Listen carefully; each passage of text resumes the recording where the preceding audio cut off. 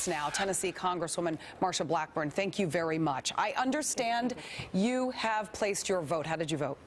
I was a no vote because we have a debt ceiling increase and a CR, and we don't get those reforms that we need.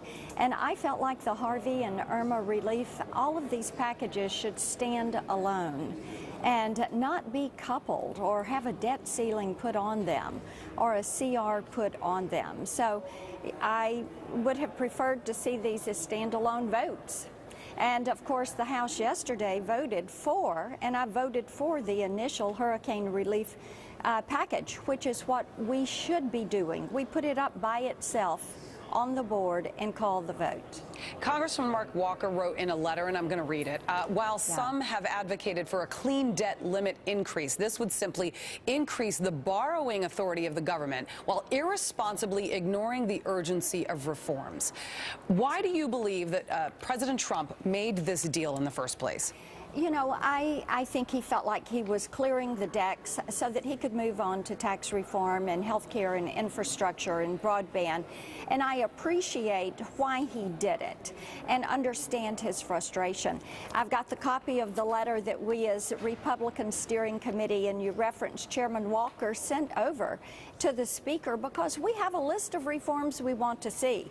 Some entitlement reforms, a balanced budget amendment, some things that get our fiscal house in order, because we think it's immoral to pass along this debt to our children and our grandchildren. You know, the House of Representatives basically needs to now put aside all of its work in order to debate and to vote on this. I mean, is this not just sort of delaying the process of all that is on the agenda for September? Because you guys have your hands full.